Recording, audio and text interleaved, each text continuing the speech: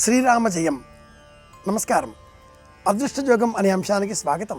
ఓం హం హనుమతే నమః. అదృష్టయోగాన్ని మనకు అందించేటటువంటి అపురూపమైన మంత్ర విశేషం హనుమన్నామ స్మరణ. హనుమ హనుమ హనుమ అని 13 సార్లు ఎవరైనా హనుమత్ జయంతి వైశాఖ బహుళ దశమి నాడు అంటే ఈ రోజున అలా చెబితే అదృష్టం వారిని తనంతట తానే వెతుక్కుంటూ వస్తుంది, వరిస్తుంది అంటుంది సంప్రదాయం. ఆంజనేయ స్మరణ చేత అదృష్టాన్ని మనం స్వాధీనం చేసుకోవచ్చు. అదృష్టయోగం మనలను వరిస్తుంది. ఎత్ర ఎత్ర రఘునాథ కీర్తనం తత్ర తత్ర కృతమస్తకాంజలిం. ఆంజనేయ స్వామి వారిని స్మరిస్తే చాలు ఆయన హృదయంలో సీతారాములు నివసించి ఉన్నారు. ఆంజనేయుడి సహాయంతో సీతారాముల అనుగ్రహాన్ని కూడా పొందినట్లయితే అదృష్టయోగం మన వెంటే.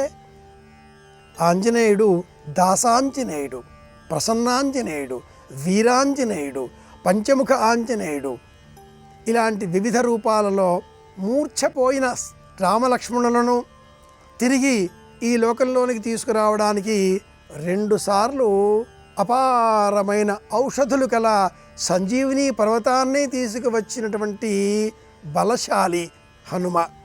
సముద్రాన్ని దాటే సమయంలో మైనాకుడు, సురస, సింహిక, లంక, అక్షకుమారుడు 1-2 లంకా నగరాన్ని కూడా దహనం చేసేటటువంటి ధీశాలి ఆంజనేయుడు. అన్ని ఆటంకాలు దాటేటటువంటి బుద్ధి ఆంజనేయుడు. ఎలా మాట్లాడాలో, ఏ విధంగా చెప్పాలో నవవ్యాకరణములు తెలిసిన బుద్ధిశాలి ఆంజనేయుడు. బుద్ధి, బలం, యశస్సు, ధైర్యం, నిర్భయత్వం, రోగం లేకుండా ఉండడం అంటే అరోగం, అజాడ్యం ఏ వ్యాధులు లేకుండా ఉండడం, ఇవన్నీ కూడా హనుమ అంటే చాలు మనకు లభిస్తాయి. హనుమత్ స్మరణాత్ లభేత్ అని కదా సంప్రదాయ సారస్వతం.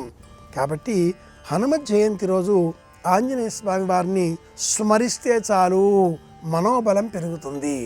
మనోజవం మారుతతుల్య వేగం జితేంద్రియం బుద్ధిమతాం వరిష్టం వాతాత్మజం వానరయూధముక్ష్యం శ్రీరామదూతం.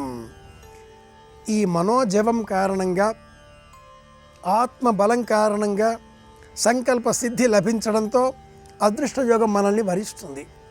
అదృష్టం అంటే అర్థం ధనాన్ని ఇంటిలో కుప్పలు కుప్పలుగా పెట్టుకోవడం కాదు, ఆనందంగా జీవించడం.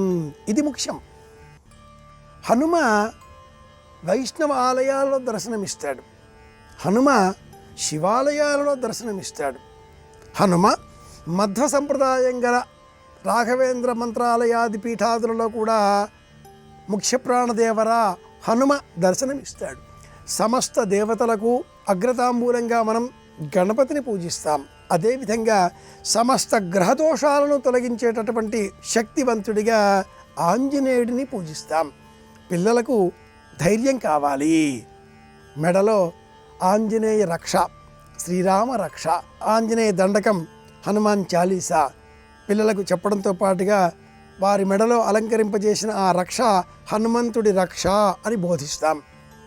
పెద్దలకు మనోజవం కలిగే నిమిత్తమై ప్రయాణాలలో హనుమాన్ అంజనాసూను వాయుపుత్ర మహాబలః రామేష్ఠ ఫలునసక పింగాక్షు అమిత విక్రమ ఉదధిక్రమణస్యైవ సీతాశోక వినాశక అంటూ 12 నామములు గల ఈ స్తోత్రాన్ని పారాయణం చేస్తూ ఉంటాం.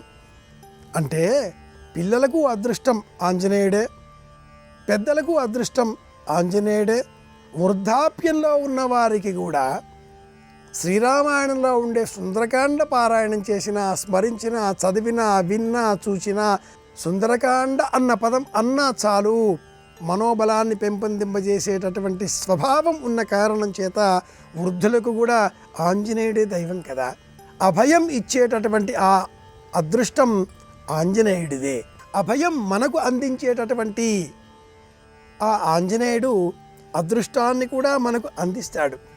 సులభంగా ఆంజనేయుడి ఆ అనుగ్రహంతో అదృష్టయోగం మనల్ని వెతుక్కుంటూ రావాలి అంటే, మనకు అదృష్టయోగం వరించాలి అంటే హనుమత్ జయంతి నాడు ఆంజనేయ స్వామి వారి ఆలయంలో స్వామివారికి చక్కగా తమలపాకుల చేత అర్చన నిర్వహించాలి, సింధూర సేవ ఆచరించాలి.